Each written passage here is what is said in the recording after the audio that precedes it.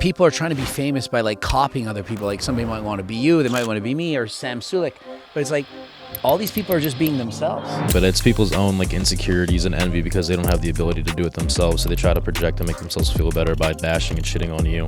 We were unsure that we were going to get so many people. We have you guys and we're like, listen, Sunday 9 a.m. I don't think people know how much hate you're gonna get. LA sucks, dude. This is way better. You know, when people get overweight or obese, they only usually average.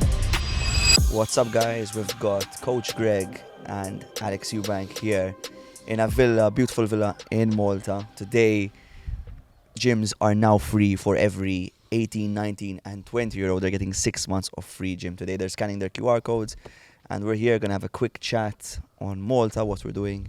Thank you guys for, first of all, being here and, you know, launching this initiative with us. We really deeply appreciate your support. We saw the kids yesterday, super happy and excited to meet you all. Some crazy transformations.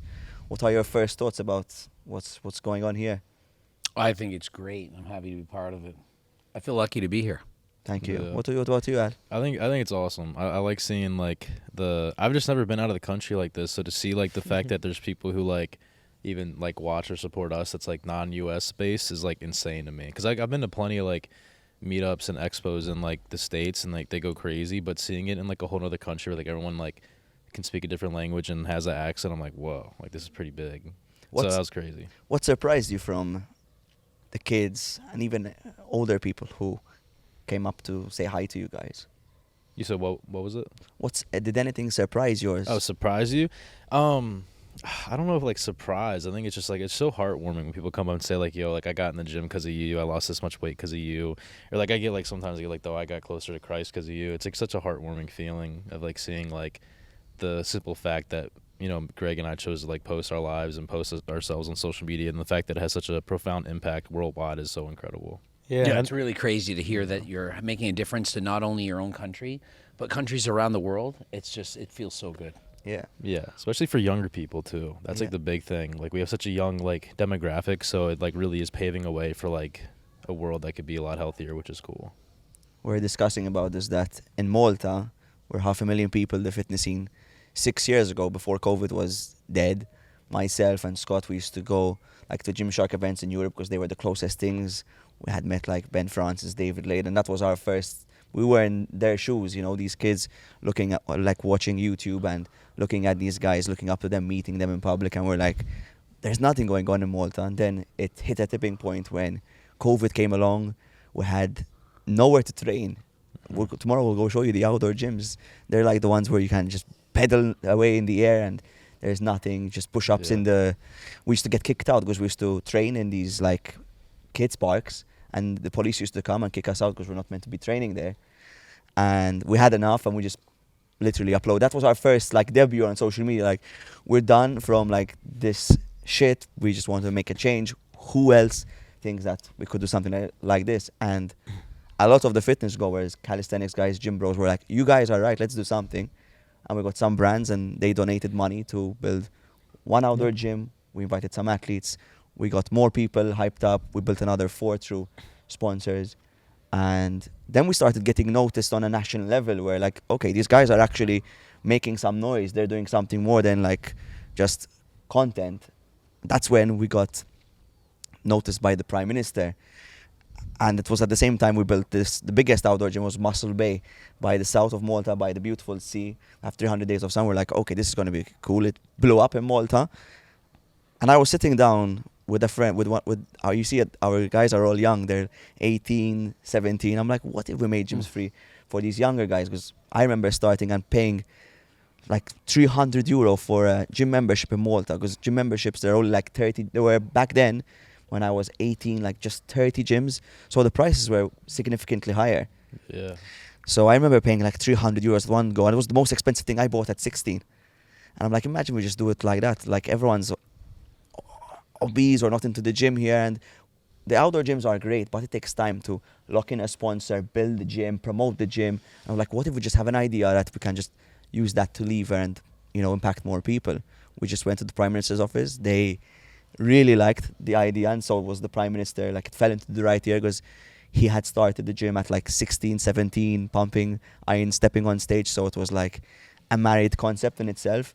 And now we're really looking forward to seeing it rolled out with all the kids. I hope our mission, that's why part of the reason we got you guys is to convince as many kids as possible to go to the gym. I had some really good discussions about fitness as well. So here we are from literally nothing, a dead scene in fitness. There was no like fitness promotion, like media or anything of that sort.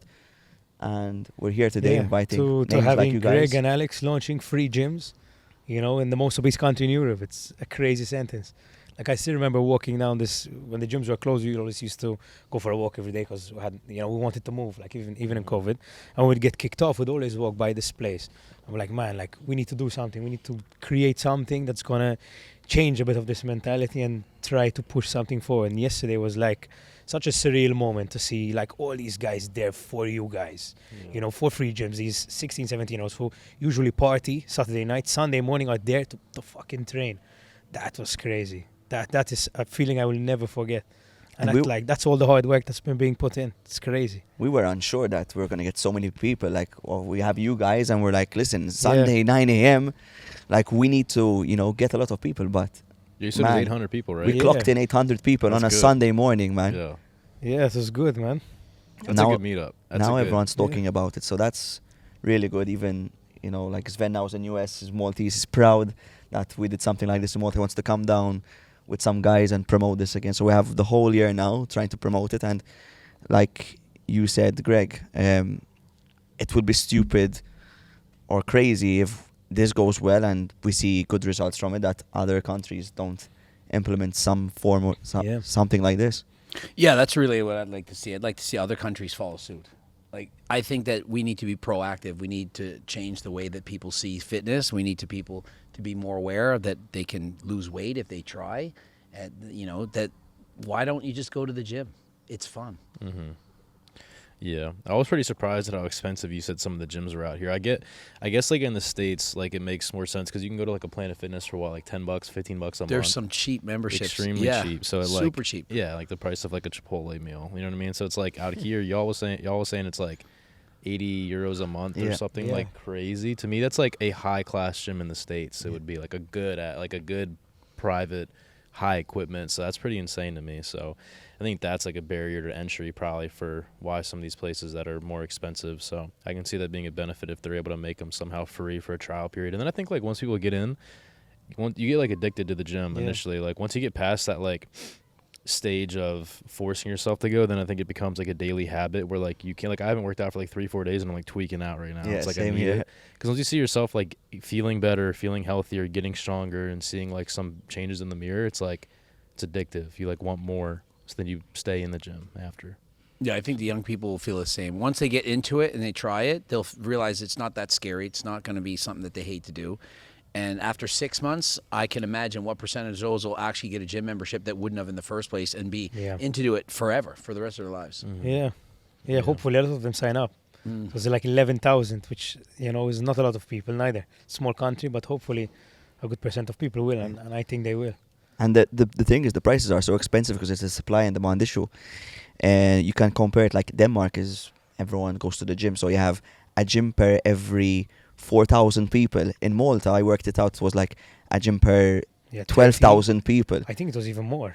I think it was like 20, So 25,000 people. You think 64 gyms for 500,000 people is enough, but it seems like it's not. So as we, hopefully with this scheme, you know, get some money into these gyms, they would want to reinvest and open more gyms, and hopefully that will bring down a bit of the prices as well. So it hopefully will help a bit of like this industry will grow more gyms will open faster, and that will hopefully bring down the prices slightly. It will equalize, Yeah, bringing more like attention to it too, I think is going to be big.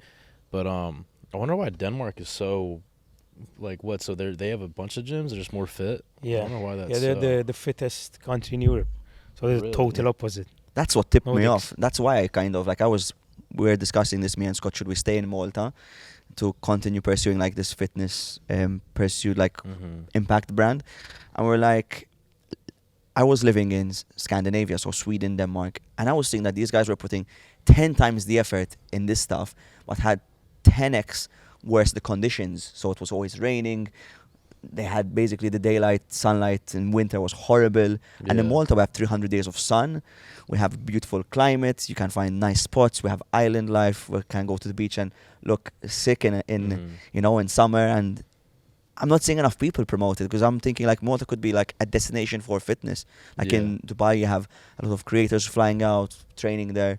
Malta could be like the middle space for this Mediterranean part, because like you're doing right now, Alex, you're going to tour Greece, you're going to tour Italy, you're going to tour Spain, so it becomes more top of mind for people to come visit Malta. And you have these outdoor gyms, you have proper gyms to train in, and you could get some epic content with the island life. So that's insane. I can't believe. So yeah, because you guys have like perfect conditions. Like, I mean, the only reason I'm like trying to like dial in my physique every year for like spring, summers, because I plan on going on vacations and beaches and like being shirtless. So like it's a motivation for me to like kick it into gear with cardio and diet, versus like winter and fall is when I'm like, all right, I don't care as much, so I tend to allow myself to kind of eat more, so whatever.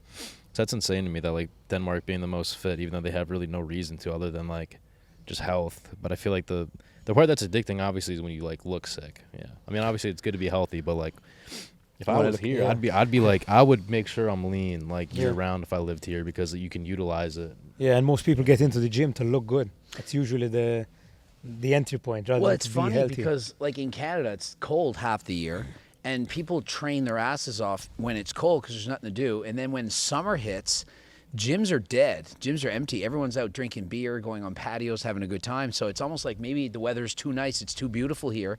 And so they're just like, I just want to enjoy it. I don't want to go into the gym and train. It's so hot outside. I mean, maybe that has something to do with it. Definitely a factor. Yeah, especially in summer. Like we're talking about, the main period is January. Everyone gets into the gym in January after Christmas. They build up to summer and then they sort of slump. Even in the summer and go to the supplement beach, industry, you know? if you look at your sales for like protein powders and all the, pre-workouts and whatnot, it's always lower in the summer months. I think people just say, oh, it's too nice out. I don't want to go to the gym. Yeah. Yeah, a bit of the What? island life mentality here as I well. don't understand that. I can't understand that. I mean, maybe a little. I guess when I'm on vacation, I feel like less of a need to train. But if I was in the climate like 24/7, I would like. I feel like that puts me in a headspace where I'm like feeling good to want to go train. I don't know. you dialed in already, and you want to do is just get a pump and go to the beach. And when you're already lean and you're already like kind of on your way, you're already there. You're like, let me go get a pump and go to the beach. Yeah, it's like the best life right there. Well, like kids, they're like, I'm in my winter arc right now. And it's like, what exactly The is winter this? arc, Are you just yeah. bulking right now? And then you're cutting for summer, and then you're just like having a good time in the summer and just drinking beers? I mean, I feel like that's what my friends do. They train like for 3-4 months before the summer season. They get the body they want, and then they just kind of put it in cruise control over the summer and then hope for the best. And then it's like, okay, now it's cooler again. Now it's time to have it bulk again. Yeah, the winter arc be going crazy though. It was nuts. That's Greg with his Gen Z. Gen Z Do you think the trend will continue for the rest of time? This like winter The cycles, yeah. You think the cycles will stay consistent? I think so. I think it will, yeah, because Yeah. people like to have I know, like, bulking. Not we talked about that, like not being a big proponent to like you don't have to bulk to gain hella muscle, and like you don't need to like eat a bunch of food like that to gain crazy amount of size. But I don't know. I feel like I use it as an excuse, like in the fall and winter. Like I know it's not gonna help me gain any more extra muscle, but usually I get a little bit fatter, fluffier in the winter and fall, just because it's more like I want to take a break from being so dialed in with food. Yeah. It's like it's dark out. It's not going to be as nice weather. I'm like, all right, I'm going to start door dashing hella Chick-fil-A and like, you know what I mean? I agree. I think people are just coping hard. They want to have an excuse to kind of eat a little bit more and just like be on that demon timing. Yeah. I still like the vibe though. It's like the Anakin arc vibe. Yeah. Batman. Yeah. Yeah, I haven't bulked in many years. I gave that up long ago. I realized this is not the way. Yeah. Well, you still eat a good amount. Like you've been eating more than I me eat a this good trip. amount, but I'm honestly probably leaner than I need to be. Yeah. Like around that 8% zone, but like I do so much cardio. Cardio's the secret. Yeah. That's what I got to get better at. I feel like, when you do train so hard, you're allowed to eat more, which is cool. There's a benefit to it. Yeah. And when people get overweight or obese, they only usually average 100 calories above their maintenance. People think it's like, oh man, you cheated and you ate 5,000 calories a day. It's like, no, it's like 100, but it's cumulative. You gain like a pound a month, 10 pounds a year. 10 years, it's 100 pounds. You're 100 pounds overweight in 10 years. You started off in shape at 20. By 30, you're 100 pounds overweight, and it just slowly crept up on you. What's your personal take on, like, I feel like a lot of noobs, when they get into the gym, they're like, they feel like they have to like completely change up their entire diet scheme, which I don't agree with. Like I honestly eat like a normal high school kid still. Like I don't eat strict rice, chicken only. Like I'm very like DoorDash, whatever I kind of feel like eating. I just try to make sure I have high protein. So what's your take on, I guess, when people first start to get into the gym and they might feel overwhelmed, not just with the fitness side, but like, oh, now I have to go eat all this specific food and like be so strict. Yeah, it's great you bring that up because it's like people have all or nothing mentalities. It's like it's the way I've been coaching people for years. People are either they're chicken, broccoli, and rice training twice a day, or they just let themselves go. And I'm like, why don't you just like work out 3 days a week and eat McDonald's like whenever you want and just have a somewhere in the middle physique balance. versus Yeah. fat, shredded. There's never just that middle ground. I always promote the middle ground. Yeah. I feel like that's where I've been at. I mean, I used to be like, for so long on social media, I was like shredded like for a prolonged period of time because I did better on social media. And I feel like the last year or so, I've been more at that like 10 to 12 range where I'm eating out at restaurants still like every night, almost every night of the week. Still doing like my cardio and everything, but I'm definitely not at that like 8% level maintaining it like I used to. I'm more around like 12, but I have that balanced life, which is so much better. It's so much easier. Yeah. I feel Yeah. like. And now the thing maintainable. is, the Prime Minister was telling us, listen, we need to focus on food. The policy in itself is good because it's going to create a bit of self-awareness. So if you're investing 8 to 10 hours a week into the gym, if you're starting out, you're going to start thinking about, listen, I'm spending a lot of time here, so now I need to look good. So they're going to think about ways of optimizing, and one way of to optimize is food. What would you say when it comes to, like you're saying, to have more of a balanced approach with it? Is there anything you would avoid when it comes to food, like something you would say no-go for these kids who are getting into the gym? Or would you say, listen, all foods are fine, just obviously within the right balance? Or is there some stuff where you would maybe recommend to avoid? I think that there should be no food that's off limits because as soon as you say that, it's like as soon as you cut something out that you can't do without for the rest of your life, then you're just going to stop after like 3 or 4 months. Eventually your willpower runs out. But really what you should do is like make small, easy changes, like the low-hanging fruit. Like for me, it would be like regular pop. Like why are you drinking that when you can drink diet? Like just small changes. And if you're doing like 80% healthy and 20% junk, you're good. Like it doesn't matter. Like if I eat 2 cheeseburgers every single day, I'm never going to get overweight. But if I eat all cheeseburgers, that's too many. I mean, I'm kind of lucky I can eat 4,000 calories a day, but I'm doing a lot of cardio. But people are often surprised, like seeing me, like you guys have seen me eat, you see me eat a lot. Yeah. It's like, Yeah. bro, you're eating that Yeah, much he cake eats and a ice cream lot. and all these meals. And it's like, yeah, because like I burn it off. You do a lot of cardio. Yeah. Yeah. Well, I think, things like I agree with the low-hanging fruit part. Like, whenever I start my cut to try and dial it in, I first, like, I cut out, like, fat stuff, like oils. I go from, like, chicken thighs to chicken breast. When I get my Starbucks, instead of doing, like, my, like, 300-calorie iced coffees, I do, like a little diet hack one that's, like, 80. You know what I mean? Little Yeah. things like that, switching out for oat milk rather than, like, whole milk, going from regular cheeses or yogurts, like the low-fat versions, or mayonnaise, going to the low-fat version. All those like simple little things, you end up cutting off a few hundred calories off your normal intake. Yeah, like, it's right wild there. because it's only that. It's like I said, it's 100 calories a day is all that people overeat to get obese. And so how hard is it to cut 100 calories a day? It's like one pop and you're done. Like Yeah. you don't need to change.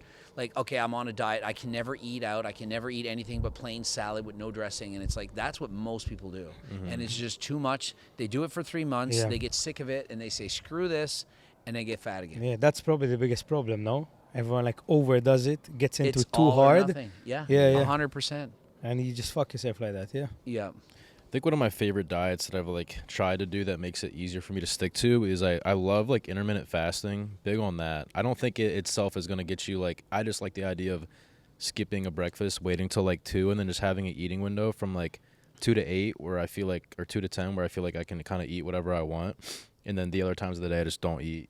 It's Yeah. been like my favorite. And I just focus a lot on like meat and fruit, like a lot of whole eggs and meat during that eating window. That's been like one of my favorite things to do though. When I don't want to track food and I want to feel like comfortable with eating whatever, I just delay my first meal. And yeah, in response to that, it's like whatever way you can do that makes it easier for you, that's the way. Like for me, that would be the opposite of what I would want to do. Like I would hate it. But it just goes to show like for you that works. Keto can work, carnivore can work, like fasting, like only start eating at noon. For me, I function way better when I eat breakfast. But for you, it's better to cut breakfast. And there's Yeah. there's no diet that's better than other diets. So people just need to find what works for them and do it. Yeah, and stick Yep. to it. Yeah, I think the biggest thing is for me too, when I have to go from a stage of being like a higher body fat to getting leaner, I always like yo-yo diet for like the first 3-4 weeks because I suck at it. I'll be like dialed in for like 2 days and then I binge eat. 2 days binge eat. My biggest thing I've learned is if I can dial it in for 4 to 5 days of like consistently doing my fasted cardio and consistently eating like somewhat in that like small deficit range, I am good for like weeks after it. But it's like for me, it's like 4 or 5 days of being like super consistent with like going against what my body wants to do, and then I'm like free flowing after that. But I found myself I yo-yo diet quite a bit when I try to initiate like a certain diet, or even like for I guess when you go to the gym, you have to get past that that stage. I forgot how many days it is. Like scientifically, they've proven that there's like to start a new habit, you have to do it for X amount of days, and it becomes like a psychological Like like 2 second. months, 3 months. Yeah, like something. 60 days. I forgot what it was. It Yeah. was like my Snapchat post. And, like I used to suck at it. Now it's like it's like second brain. I'm just like doing it nonstop. Man, this reminds me of the last bulk I ever did. I bulked up trying to break the world record in the bench press, and I had to get like super fat. And I was like, I have to just not care. And I did that for probably 6 months, and I got as fat as I could. I hated how I looked. I was literally looked like a whale. I had no energy. I cut out my cardio, trying to get as fast as possible. Ended up not breaking the record, getting injured. But regardless of that, I then went back on my old diet, and it was so hard for me to do because I was eating a 2-liter ice cream every night before bed. And so that was my pattern. And then now I can't have 2 liters of ice cream. And it was like, well, I miss it. I was eating candies, desserts. And so I think for the average person, they probably feel like I did during that time. They're so used to eating all the junk, the ice creams, candies, burgers, whatever, that when they go back to eating a more bland or more plain diet, it's too hard for them. So you got to like slowly cut things out. Like I went from buying ice cream to like frozen yogurt. And then from frozen yogurt, I'm like just having protein ice cream, like from with the Ninja blender and all that stuff with the protein powders. And that worked for me. But it's like it takes time for your body to accustom to this new way of eating. But you feel way better once you do it, though. Like, I that's what I've felt learned. horrible. And my peak bulk was 232. Like I'm 190 now. So it was like 40 pounds. And it was like I'd sit down. And, I mean, I was probably only like 23, 24% body fat. But I just felt horrible. Yeah. My cardio sucked. Like 10 minutes of warm up at the gym was bad. And I wasn't even that fat, really. 232, it's not that bad. But imagine being like 332. Yeah. Yeah, trying to get lean is hard. Yeah. I have respect for people who like lose like 100 pounds or something. That's just crazy to me. Like having to carry all that weight and then be consistent with getting on like a strict diet. It's difficult. It's But life changing to lose that kind of weight. Yeah. It's unbelievable. Like even me losing 30 or 40 pounds, it's unreal, the difference in how you feel. Yeah. There were a lot of kids yesterday as well. Came Yeah, up to you some guys, losing showing you 40 some and of the 50 transformations. kilo. Yeah. We're currently working with a girl who's, like I was explaining to you last time, she's 17, 128 kilos. We're working with her right now. What do you think is the best, like the things that we need to do to really guide her through it? We're thinking like doing 120 days, 150 days where it's more realistic and slow, gradual. What are your tips for her? Slow and gradual. I don't think there should be a time limit. It should be like, don't add anything that she can't do forever. Yeah. Like if you're like, oh yeah, I can commit to this for 30 days or 90 days. No, can you do this forever? Like how much cardio can you do? Can you do 150 minutes a week forever? Can you cut out like the regular pop and during diet and just slowly lose the weight, let it happen naturally, the low hanging fruit? Because if you say, yeah, let's just do 90 days with no French fries. Yeah. And then after the 90 days are out, she'll probably have like 6 fries, like 6 orders. Yeah. Like that's what people do. It's Binge like, eating, you have to yeah. do realistic things that you can do forever. I want to say one thing. I'm not going to lie. When I first got shredded, it was when I was 20 when I first started social media. And a big part that allowed me to go from like being in that bulk of 4,000 to 5,000 calories to like eating 2,300 a day, but I got really, really lean, was like the protein, like the hacks, like the protein ice cream, Protein like the ice cookbook cream. meals, the anabolic French toast, protein pancakes. My diet every day when I first got shredded consisted of, because I loved like my sweets and like, I don't know, like carb dense stuff. So I did like the protein pancakes for breakfast every morning, the Kodiak cake protein whatever mix with sugar-free syrup, and then I'd have like a Chipotle double chicken and rice bowl, and then dinner I'd have like anabolic French toast and then protein ice cream. So it was all like somewhat like fake sugars, but I felt so like satiated and like fulfilled still by not like, but I was losing hella weight. I got shredded. So when I started social media, I mean, off that if you diet. eat the food and it tastes just as good, like that's why my cookbook was so popular. Like you're eating pizza, but it has half the calories. You're eating the burger, the fries, the whatever. It's all lower in calories, so you get to have your cake and eat it too. Literally, the cake's in the cookbook. Yeah. So that seems to work. But if you just cut out and follow chicken, it's always chicken, broccoli, and rice, or chicken, broccoli, whatever, asparagus, or like tilapia, and it's like only a crazy-minded bodybuilder can do that. Like the freaks, like the 1%ers, they can follow these diets and not a problem. But the average person, they can't eat like that. Yeah. So I just don't expect it. So give them a diet they can follow. That's facts. Yeah. It works though. It's good. Yeah. Love it. With And go for Scott. I just wanna ask you guys a question. Like you ran through a lot of things in terms of like what's important and some advice when starting out the gym for these guys. And there were a lot of guys, like even when I was their age, I had 2 to 3 people who I idolized from a physique standpoint. Like Jeff Side, was one of the guys who one day I always wanted to look like him. And I mean, you're one of the most viral, physiques on socials. So like, what would your advice be to all of the kids who want to aspire to look like you, or things to prepare them when it comes to it? And you were talking about genetics as well. What's your 2 cents on that? Well, genetics definitely plays a role, but I don't want people to use that as an excuse as why they can't obtain a good physique. I think a lot of people do that. I see it in comments all the time. Like they either blame something like steroids or TRT or genetics as to why their physique isn't where it's at. The biggest thing I think is don't compare yourself to other people. It's good to have like role models and whatnot to look up to that inspire them to at least get better. But when you try to compare yourself to other people's progress in the gym, your friends' progress, then you get in your own head and then it's like you lose motivation. I think the best thing that you just need to learn to do is like get 1% better every single day, train harder than last time, you know what I mean? Get better at what you're doing and just train hard, go to failure. I mean, not when you're starting out. Just like focus on getting better every single time. You're going to get a better physique over time, and whatever that looks like for you, because everyone has different insertions. They have different, some people gain weight more than others. There's different body types like mesomorphs, endomorphs, ectomorphs, whatever. But you can still get a good-ass physique no matter like where you're starting out at, as long as you put in work. And just focus on getting better in your own personal life and don't compare to all these other crazy physiques that you see on social media, because that's you're seeing the 1% of 1%ers on social media because of the algorithm that shows it to you. Not everybody at all looks nearly close to that. I would echo what you said and add to that to enjoy the journey, because what I see is I would say 95% of people don't commit long enough to see the changes that they need. It takes 10, 15 years to see your true potential. And so if you say, I'm going to lock in and train for 6 months, it's like, that's cool, but it takes 6 years. Like you're not even close to there. And so if you don't compare yourself to other people, compare yourself to yourself every single year. Look a year from now. How do you look a year from now? Maybe you only added 1 or 2 kilograms of muscle. Maybe you only lost 1 or 2 kilos of fat. But you do that for 10 years straight. That compounds, it's going to be incredible. And so you might not look like Alex, or you might not look like whoever your favorite YouTuber is, but you can certainly look way better than you do right now. Yeah, that's what you're in control in, so you might as well do it. I don't know. Like, I've been training for 8 years now. I think after, like, 2 or 3, I started to look pretty, like, sick. I was like, wow, like, the work I was able to do. So, I don't know. You just have to fall in love with the process. Yeah, you'll never be truly fulfilled virtually. That's with anything. That's with making money in life. That's with everything. You have to fall in love with the journey, and then that's when you'll, like, be fulfilled. Improvements are so fun. Like, even if it isn't just your physique, it could be numbers. Like, I enjoyed improving my bench press for like 30 years. Yeah. Like I started off, I was doing 60 pounds for 6 reps when I was 10. And it's like, eventually it kept going up and up and up. And it's like every time you went in, you could have that goal of chasing that number, improving. So rather than maybe be thinking like, I need to see my abs, maybe your goal could be like, well, maybe I'll add 5 pounds on bicep curls or shoulder press or what have you. And then the goal is just to become better. Yeah, and I saw a photo of you in 2018. It was crazy, bro. Oh, yeah. That is crazy. Like, was there like a moment when you started training, you started creating content that like you popped off, or you knew that this is exactly what you want to do? I would say, well, I started during COVID. There really wasn't much to do, and it was the first time I got lean, so I felt very confident about my physique to post it because I was like hyped up. I don't know. It was the first time I got pretty shredded, and I went with that whole like Greek god aesthetic vibe. And it started getting good traction, I'd say, like 2021. And I just enjoyed doing it. I don't know, it was fun. I knew like regular, like I hated college for me. I was in like my 3rd year. I was like, this is not for me.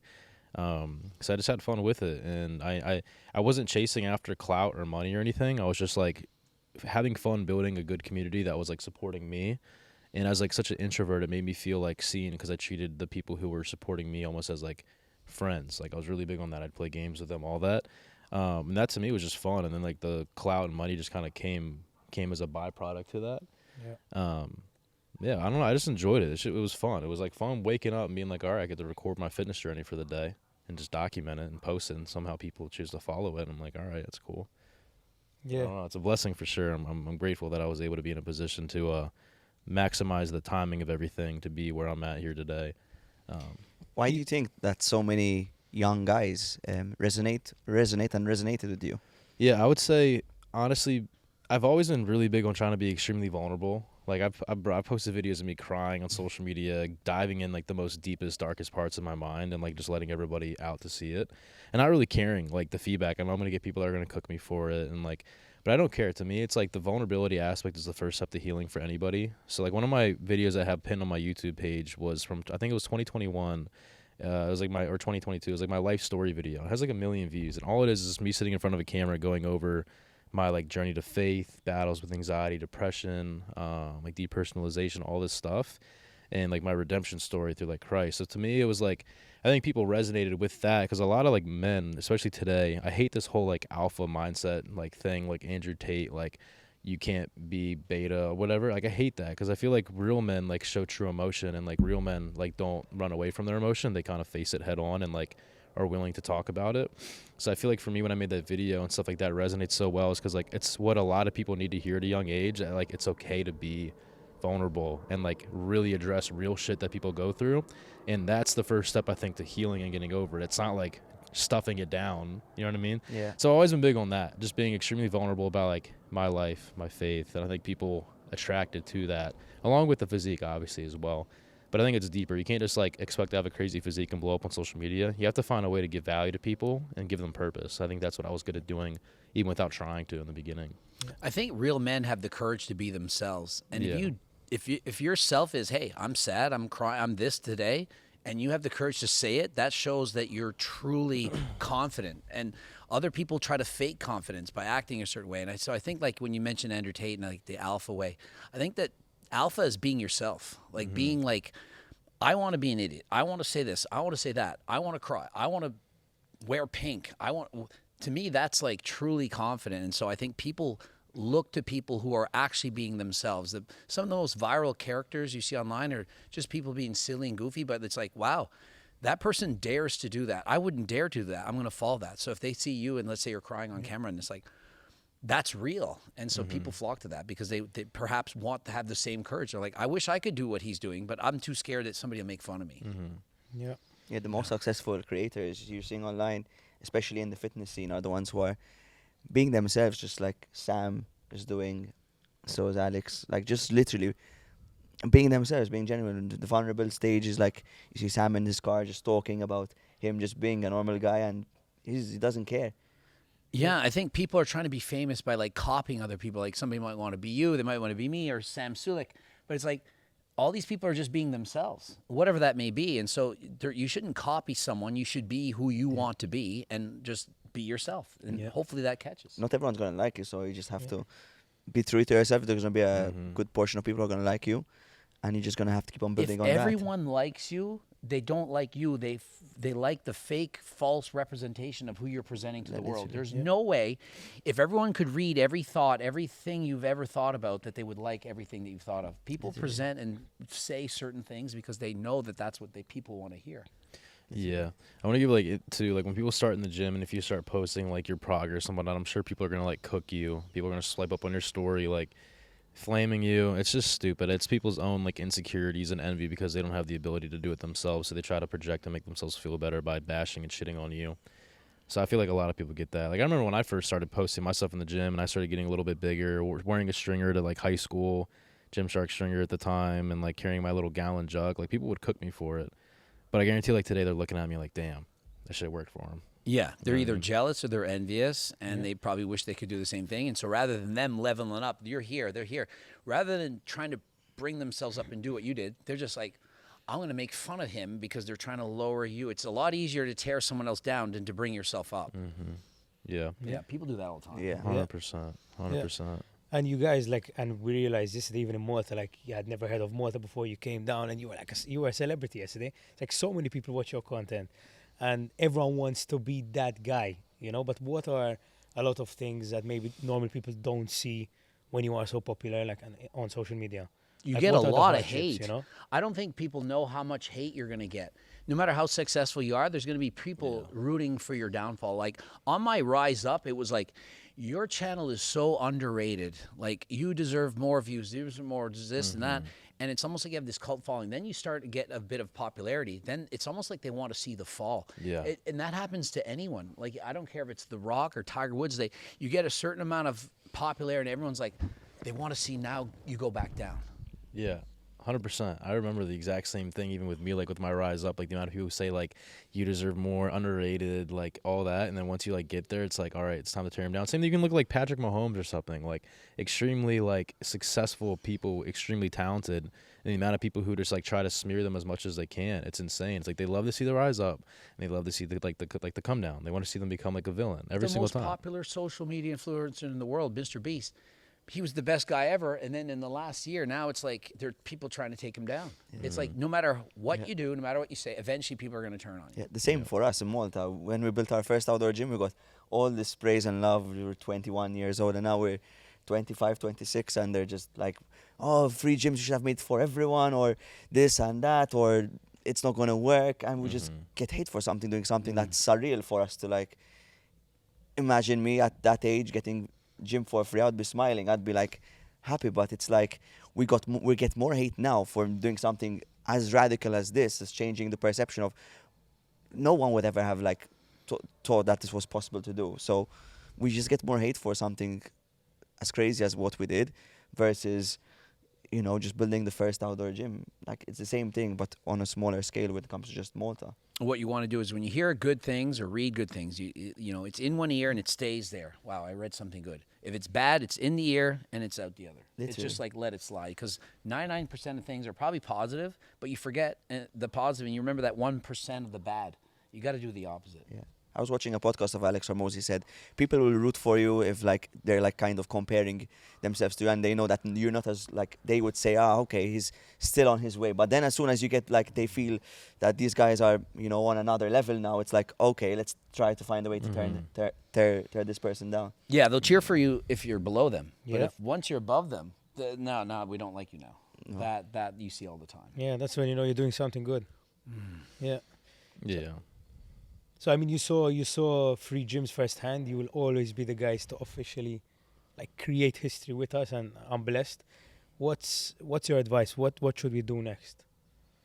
After this, what would you see us do next? Rinse and repeat. I mean, I don't know. Just keep promoting the heck out of it. Get influencers. I mean, influencers is the wave, in my opinion. So, like, getting more and more people to come back out and kind of do the same thing, I think, is big. And just keep hosting new events, being more creative with it.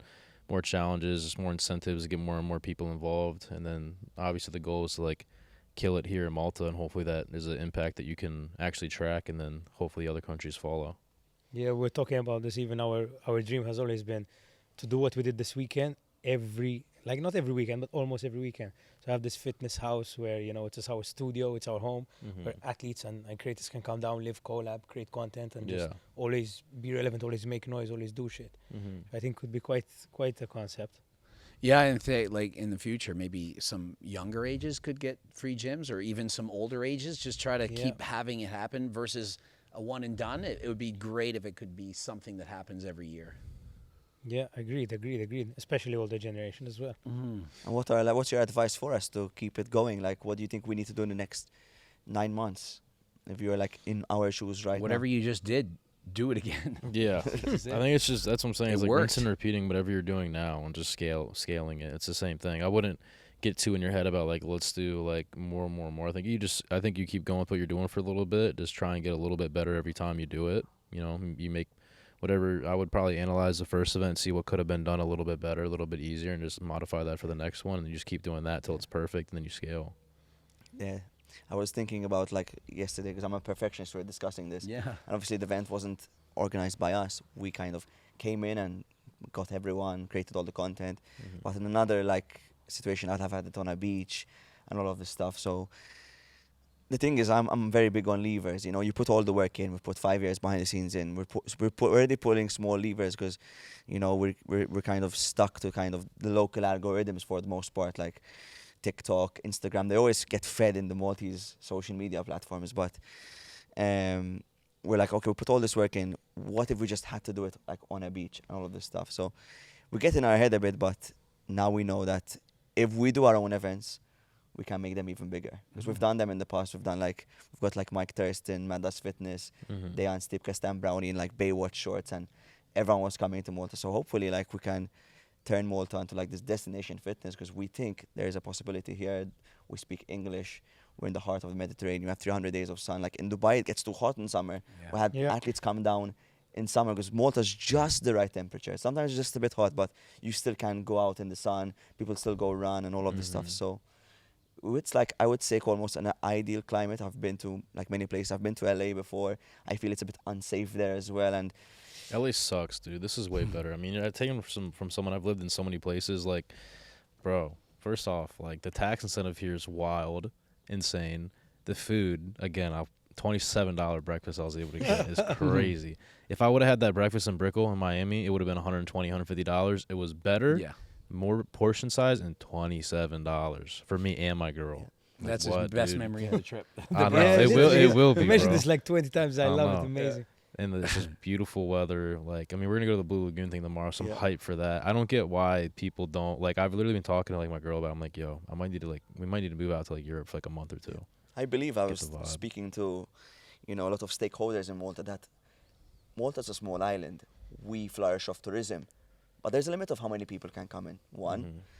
And two, we don't have any natural resources. So Malta is big in the iGaming economy. So basically, we have companies who have online casinos which generate money because it's online. So at least you don't have the commerce that's, just based around here. So we're like, what other online economy can we bring to Malta? And this is the discussion I was having about the creator economy, specifically like the health and fitness industry, because we have the right conditions to cultivate like more events, more activations. You're coming down for a month, you're like technically making money here, promoting your brands and saying like, I'm in Malta, and you're just doing your work just from here. We're saying if we can lever that and more athletes come to Malta, like it becomes like a mini stepping stone from Dubai when it comes to fitness creators. Creator hub, It's obviously crazy. Like, you're going to think from it now it's a bit delusional, but who knows, maybe in 5 years, 6 years, we'll build this reputation, and hosting you guys, leaving a good mark, and potentially coming more and doing more crazy ideas and pulling this off. Malta has the perfect conditions because we're speaking English. These young kids start believing in the country, because I tell them, they always come up to me when I'm speaking to them in like the gym and whatnot, like, oh, it's impossible to, make it in Malta. I'm like, listen, the guys in America all lived on the same road. There was always the same street. Like, there's an Avenue Street, there's another street in Malta. What's the difference? It's just over here. Oh yeah, there's no extra added benefit from the States, in my opinion. This is what everyone at the meetup, I was like, yo, y'all's country is beautiful. I'm like, everyone who came up, I'm like, y'all's country is beautiful. Like, y'all are geeking, dude. I'm in Maryland. It's like rainy, snowy. Like, I'd be in such a better space here to get content and like rip it online. Yeah. I mean, maybe because there aren't too many people to look up to here. It's a small place, so like that, the kids maybe don't have enough self-belief, but hopefully we can start to rewrite a bit of that narrative that like people like Sven, while Maltese have fucking gone and done it all the way.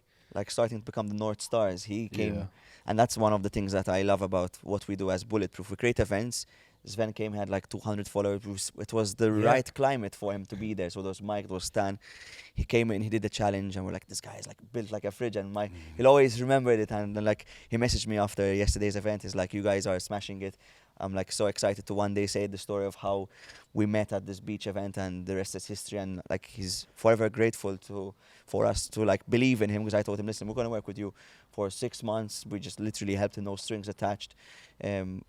Bought him flights to Larry Wheels, and we're creating all the content with him, and there he is now. We did 3 months there, and that's kind of the mission, is like someone who has this belief inside himself or herself, has put in the work. There are many like this people, like really capable people in Malta who just don't believe in themselves. And I went to the school last time, I spoke in front of 200 kids. I'm like, listen, we're working with these guys, and it's not as crazy as you guys think. It's just, you just have to believe in yourself. The same thing with sports in Malta, the World Cup. Once I just was on an interview, I said, can Malta qualify for the World Cup? Because there was like the football World Cup, soccer. It's huge. Like in Malta, they invest millions. And I tell them, they're like, well, we need to invest more millions in it. I'm like, you could give each player €1 million each. It's not going to change the outcome right there and then. You could get all the best therapists to give them massage, all the best training, but it comes down to here. If you don't believe in yourself here, if you don't believe you're going to score the goal or pass the ball, if you're every 50-50 encounter, you're going to lose it. Yeah. It comes down to the mindset. Yeah, I agree. Some kid came up to me. He was like, yo, I'm thinking about like really getting out of here and like moving to America so I have like a better like opportunity. This one dude, he came up selling me something like that. I'm thinking to myself, I'm like, why would you want to go to the States if you're here? I'm like, I don't know.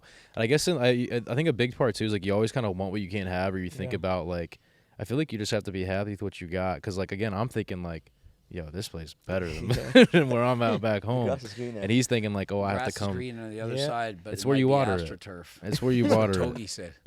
Yeah. That's funny. Yeah, he said that. In That's one of his, Togi's quote. Oh Yeah. my days. grass is greener on the other side, but what if it's artificial turf? Yeah, Yeah, it's facts. That's a good. it was Actually, good. Togi's It was cooking, off the though. cuff too. It was in the Yeah. Iced Coffee Hour Oh, he podcast. cooked. I heard you've banned him from coming to Malta. Yeah, we got to be careful with Togi. Now Greg has his connections in Malta, so he might run the country one day. I think Togi should come out here. Man, I'll try and get him to come out. we one got to time. slightly change his message though. I don't know, bro. You can't knock someone for being. I think what you said earlier with like the a true alpha, is someone who just like that's what he does. Well, that's why people like him because Yeah, he's that's authentic and he's himself. Yeah, I know it's He's not the himself best. isn't really self. ideal for what if most people copy what he's doing. It's probably not ideal. Yeah, I agree. It's not the best influence, but I will always. I like when people do not fake. A lot of Well, people yeah, I've you met on respect the social media. authenticity for sure. That's the part. There's so much fake people I've met on social media. I love when people are authentic and like just straight, because then you know they're never bullshitting you. Yeah. It's refreshing to me because it's like you get what you get with them. You don't got to worry about getting like slimed out or anything with people like that, just because you know what's up off rip. Yeah. I think it'd be funny though for them to come Greg. out here. Delusional question idea. Would you ever manage to become like Prime Minister of Canada in 20 years from now? I don't think they'd allow me, but I would love to do it. I don't think they'd let me. What would you do? I'd probably give them all free Turk. Free Turk. Yeah, nice. There you go. I would do it. Nice. Lower taxes maybe a little bit. Oh my God. I can't even start on what I would do. Whatever we're doing, I would do the opposite. Yeah. Pretty much. Yeah. Yeah. Because you spoke really well today with the national TV. You were talking about, you dropped like a bomb when you were saying about they don't have time and they won't have time on this earth. Was absolutely like a Yeah, crazy you came clip. spitting bars. They don't man. have time not to exercise and do fitness. Like, I don't have time to work out. And it's like, you don't have time not to do it because you want to die 10 years younger. It just makes no sense to me. I don't think people realize that. But they're just coping. They're like, oh, it's okay. It won't happen to me. I can just be 100 pounds overweight. It won't shorten my life. It's like, yes, it will. But people actually think it won't. Yeah, because Yeah. hearing you Or they speak- decide to think that. yeah. I It's think that's more wild. that they really decide to think that. Yeah, I don't need to crazy. exercise. I can drink alcohol. I can smoke cigarettes, and it won't Yeah. shorten my life whatsoever. They just can't see it. But I Yeah. think they just tell themselves that. Yeah, they tell themselves for sure. Yeah. It was interesting, even like being with Greg, because usually when I'm watching you on YouTube, you're very niche, talking about like bodybuilding, more like niche into the fitness scene, like we've been talking about. But then hearing a bit more of a refreshing approach, she was saying she was obese herself, and she was being very like frank with you on camera. And your broad approach of like, I think your message could reach more people. That's why I was literally saying that I would entertain, running one day for the Canadian Prime Minister. Yes, like now, whenever I'm going to see your videos again, I'm going to see a completely different Greg now. I don't know if it will ever hit, because I understand it from a social media content perspective. You have that niche, and kind of going out of your limit is maybe not as controversial, but I mean, you always find a way how to maneuver your way around, like going through a different like audience and maybe hitting a different chord. But I realize like everyone like tunes into. She was actually a big follower of Yeah. yours. She said herself. So it's interesting to see like when you see people like physically and you understand, because when you're on YouTube you see your demographics and your audience, you see numbers, you don't see actual people. So it's a bit of a refreshing take Yeah. on seeing the impact you're having, not on just your true fitness audience, but even a wider range of people. Oh yeah. I mean, I've met so many different people. They're like 80 years old, 90 years old, 100 pounds overweight. You never know who's a fan. Like, you never know. Yeah. And one more question towards, you've been in the fitness industry now for 40 years. I gotta pause. I go to Okay. the bathroom. No problem. That's it. If you may. I gotta piss too, bro. Me too. Few inches later. Yeah, The old man had to go for a quick break. He's thinking about becoming. Greg, you're almost 50, and man. Run to the bathroom. I'm like, and I just run out the bathroom. I'm running.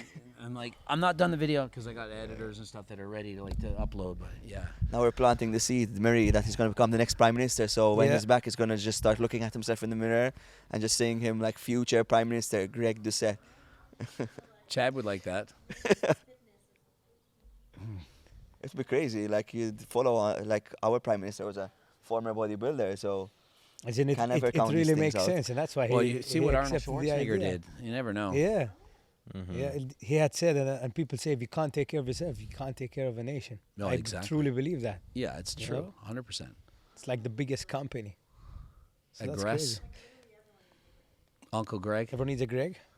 I feel Yeah, like Greg you are can, Unc. like Greg's been spending the weekend with us. We were like 26, 18, and at the same time he can He can angle fit in. himself from a more fatherly figure and at the same time like Yeah. a bro figure. It's really Mhm. like interesting. Like you've lived 2 of my lives. It's crazy. Yeah. Yeah, When I think about it, it's fucking funny. Like I'm crazy. older, like I'm double your age. It doesn't make Crazy. sense. Like I don't. Yeah. It's like people like Togi's like, oh, I don't want to live to be 100 or whatever. Like I'm like, when you get older, you don't feel older. Like when I look in the mirror, I might look visually older, but I feel like 25 max. Like I don't feel any different. So I'm like, when I'm 90, I'll probably still feel the same. And I'm not gonna want to die.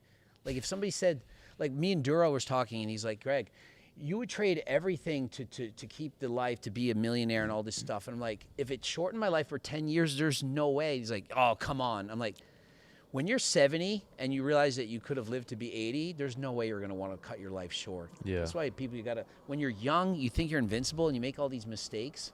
And it's like you look back and you're like, why did I do that? Yeah. But you don't know better. So it's like, Yeah. it's not your fault. Like I abused steroids for over 10 years. But in the time, I was like, I'm in the moment and I'm thinking, yeah, I want this. But then you look back and you're like, oh Wish my you God, what didn't. if that shortened my life by 10 years? It's like, it's not worth it. Yeah.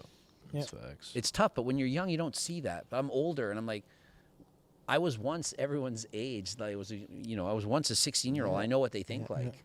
I was gonna ask you, since you've lived 2 of our lives, what's your advice to people in their 20s? Like we're all in our 20s. Maybe there's something to take away.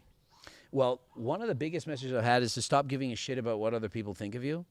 Like once I did that, it's like my life was so much better. Like worrying about what everyone's going to say, what if I do this, what if I say this, it really helped me. But that basically is like we were talking about being more authentic and being yourself. Yeah. Like look how successful it made you. If you had never been vulnerable, if you never been yourself, you probably wouldn't have got the popularity you had. And I know I wouldn't have. When I first started making videos, I was trying to be professional and sound smart and use all the right words. And I was like, yeah, this doesn't feel like me. I'm just going to talk and be like silly and a goof. Like I was a class clown in school, probably could tell. And so I'm like, this is just more me. And it felt so much better and it worked. Yeah, it worked wonders. Yeah. It's like we're all going to be 6 feet under one day. So when we're 6 feet under, they're not going to stay talking about us. And if so what? We're not even on this planet anymore. Yeah.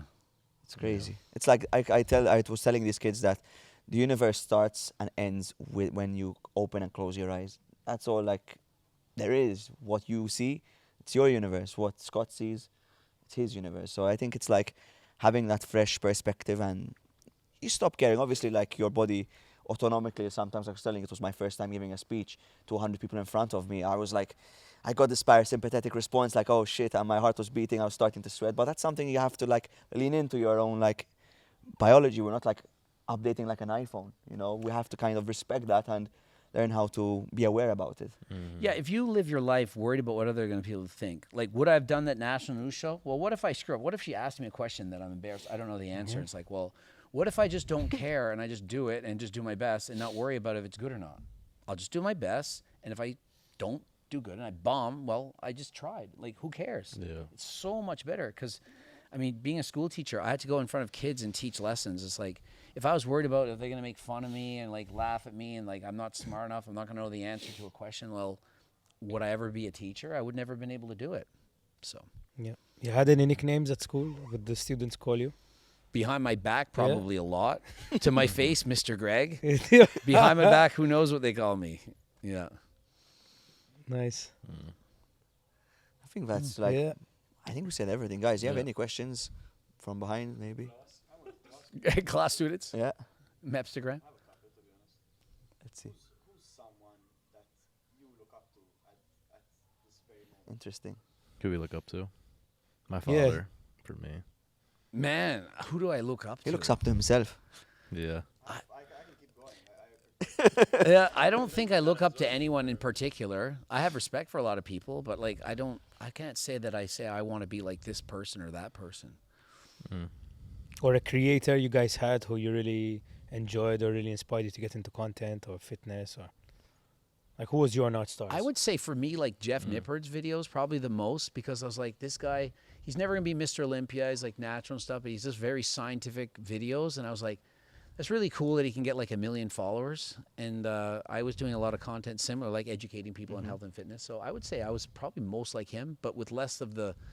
I'm more like off the cuff, like I'm doing a video every day. His are much more professional and polished. Like it takes him probably a week or two just to make one video.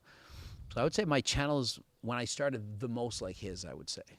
Very nice. A deeper question: if you had to live up to like 150 years, but you live them healthy as you are today, would you want to live them, or you think it's too long to you'd get bored on this planet, or you'd run out of things And you're to saying do? 150? So imagine, like, hypothetically. I mean, I would add 1 million to that. I would want to live 150 million years if I could live as healthy as I am right now, even with my sore hip. So imagine in 5 years there's an AI thing that like can make you live up to 150, but you're living it like not, you know, like a vegetable. You're living it like you are now. Would you?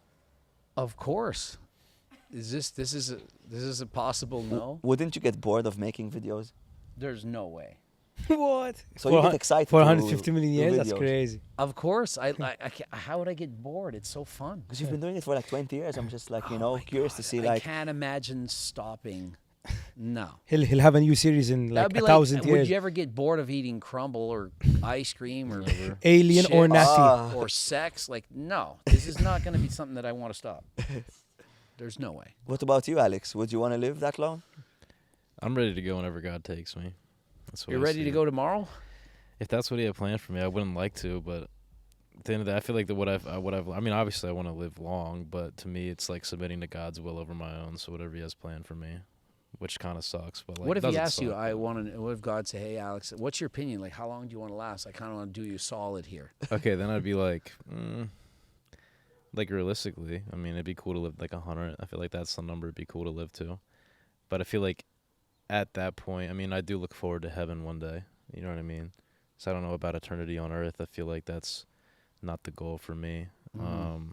I think 100 physically, though, just be like my OCD would be like, that'd be cool to live to. Yeah. Like a whole number like that, you Yeah. know? But yeah. Gyms will be free by then. Yeah. I wonder what the world will be like then. Yeah. Well, hopefully we live to find out. Mm-hmm. No.